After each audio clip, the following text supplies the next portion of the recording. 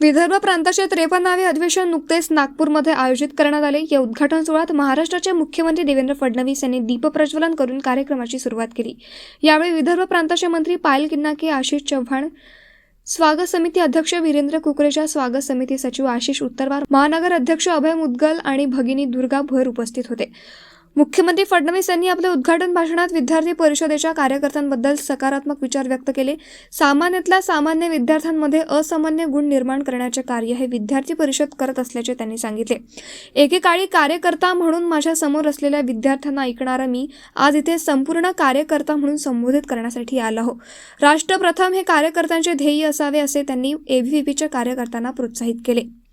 विद्यार्थी परिषद गेल्या अनेक वर्षांपासून तरुणांमध्ये असामान्य नेतृत्व तयार करण्याचे काम करत आहे असे फडणवीस यांनी आपल्या भाषणात नमूद केले। यावेळी विदर्भ प्रांत मंत्री पायल किन्नाके यांनी मुख्यमंत्री देवेंद्र फडणवीस यांच्यापुढे एक महत्त्वाची मागणी केली। त्यांनी तरुण नेतृत्वाच्या विकासासाठी बंद पडलेल्या निवडणुका पुन्हा सुरू करण्याचा आग्रह केला।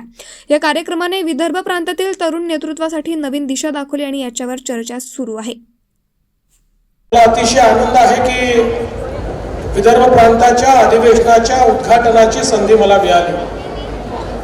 खरं म्हणजे मी असं म्हणेन की या ठिकाणी मी मुख्यमंत्री म्हणून आलेलो नाही, तर विद्यार्थी परिषदेचा एक पूर्व कार्यकर्ता म्हणून या ठिकाणी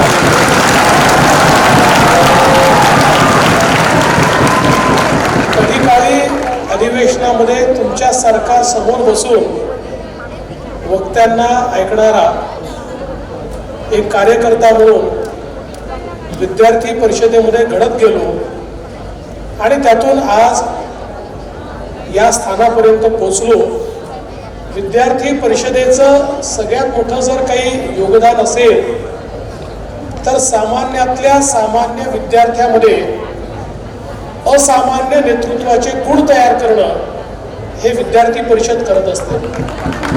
आणि म्हणून काल परवापर्यंत आपल्यातलाच सामान्य वाटणारा किंवा वाटणारी एखादा मुलगा किंवा मुलगी ही ज्यावेळेस नेतृत्व करायला लागते त्यावेळी ते नेतृत्व गुण कुठून आले तर विद्यार्थी परिषदेने तयार केलेली ही जी काही कार्यपद्धती आहे, ज्या कार्यपद्धतीमध्ये एक एक कार्यकर्ता हा घडत जातो आणि घडत घडत तो एक दिवस नेतृत्व करायला लागतो आणि मग तो जीवनाच्या कुठल्याही क्षेत्रामध्ये गेला तरी देखील आपल्याला नेतृत्व करताना दिसतो, किंबहुना त्या क्षेत्रामध्ये काहीतरी वेगळं करताना दिसतो।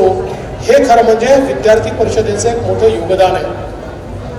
खरं तर आपल्याला कल्पना आहे की आपण सगळे लोक राष्ट्रीय विचाराने प्रेरित असलेले लोक आहोत। राष्ट्र प्रथम हा संदेश घेऊन काम करणारे आपण लोक आहोत आणि कुठल्याही क्षेत्रात काम करताना आपल्या स्वतःच्या पलीकडे जाऊन समाजाच्या प्रती आणि राष्ट्राच्या प्रती देखील आपलं योगदान असलं पाहिजे, या भावनेनं काम करणारी आपण सगळी मंडळी आहोत। आणि म्हणूनच विद्यार्थी परिषदेमध्ये विद्यार्थी क्षेत्रामध्ये काम करत असताना चांगले विद्यार्थी घडले पाहिजे, त्यांच्यामध्ये ज्ञानही असलं पाहिजे आणि त्यांच्यामध्ये शीलही असलं पाहिजे।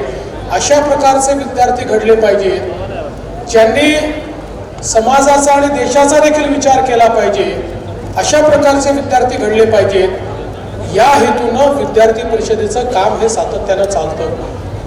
विद्यार्थी परिषदेमध्ये सगळ्यात महत्त्वाचं काही शिकायला मिळत असेल तर तो संघर्ष शिकायला मिळतो। जीवनामध्ये अनेक लोक सोन्याचा चमचा घेऊन जन्माला येतात, अनेक लोक सहज जीवन जगतात, पण आपल्या पलीकडे जाऊन समाजाकरता जगायचं असेल, राष्ट्राकरता जगायचं असेल तर संघर्ष करणं हे महत्त्वाचं असतं आणि हा संघर्ष शिकणं देखील महत्त्वाचं असतं। आणि मला असं वाटतं की हा संघर्ष शिकण्याची संधी आपल्याला विद्यार्थी परिषदेच्या विविध कार्यक्रमातून आणि विविध आंदोलनातून त्या ठिकाणी मिळत असते।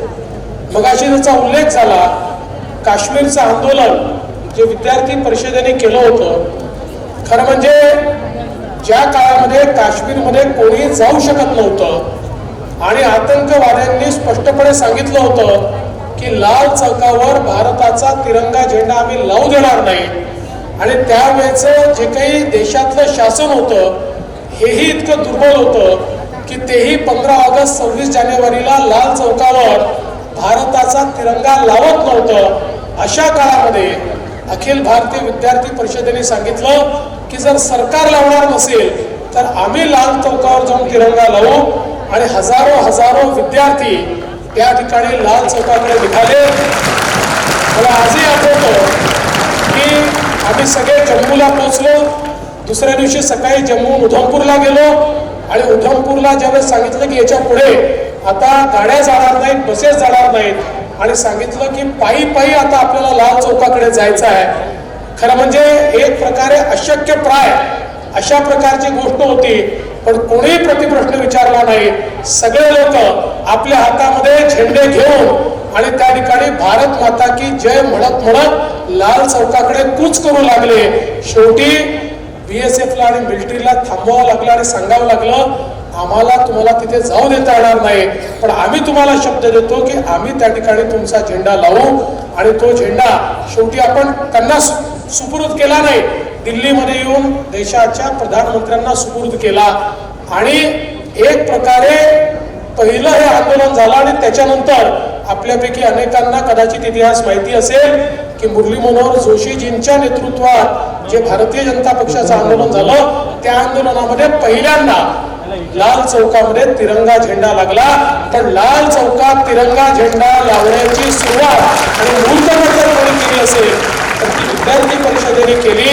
आणि आमच्यासारख्या छोट्या 18-19 वर्षाच्या कार्यकर्त्यांना त्या ठिकाणी हा जो काही जोश, ही काही हिंमत आली, त्या ठिकाणी आतंकवाद्यांच्या गोळ्यांची किंवा कुठल्याही त्यांच्या धमाक्यांची पर्वा न करता 17, 18, 19 वर्षाचे तरुण हे 10-10 हजार तरुण त्या ठिकाणी गेले. याच्या पाठीमागची प्रेरणा ही विद्यार्थी परिषदेची प्रेरणा होती. ही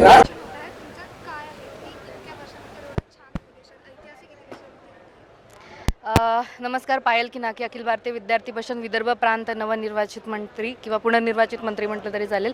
आता आपल्याला माहिती आहे की तुम्ही पाहत आहे प्रत्यक्षरित्या तुम्ही इथे आलेले आहात. 2000 संख्येचं अधिवेशन दिसत आहे. जसं सांगितलं त्या पद्धतीचं अधिवेशन आहे आणि हे अधिवेशन ऐतिहासिक अधिवेशन आहे. आणि जर आपण विचार केला तर हे देशभरातलं पहिलं मोठं अधिवेशनसुद्धा ठरत आहे. आणि या अधिवेशनाची विशेषता तर मागल्या पत्रकार परिषदेमध्ये सांगण्यातच आली होती.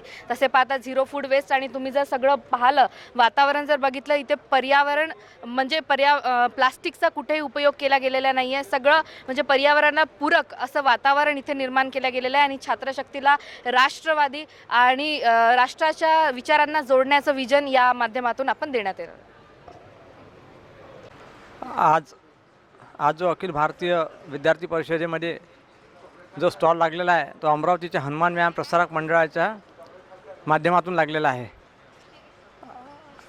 आज या प्रदर्शनामध्ये हे विविध प्रकारचे शस्त्र, जुने शस्त्र ठेवण्यात आलेले आहे. यामध्ये चिलखत, हे जुन्या काळाचे चिलखत, नंतर दानपट्टा, माडू, हा हरणाच्या शिंगाने बनलेला असा माडू आहे, कुकरी आहे, त्याच्यानंतर अंकुश आहे, नंतर शाही तलवार आहे, हे शाही तलवार आहे, गुप्ती आहे, अंकुश आहे आणि हे ढाल तलवार आहे. यामध्ये हा विटा फेक आहे. हा जो आहे हा विटा घोड्यावरून वार मारताना हा असा ओढायचा आणि मारायचा असा हा प्रकार आहे. तिकडे भाला आहे. त्याच्यानंतर इकडे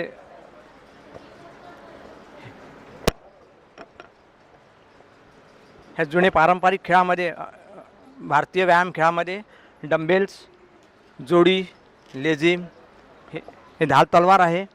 नंतर इथे चेन बनेटी आहे, हे जळता आटामा आहे हा. आणि ह्या बाजीप्रभू देशपांडेचा हा दानपट्टा, हे चिलखत, यामध्ये हे नवीन हे सगळं हा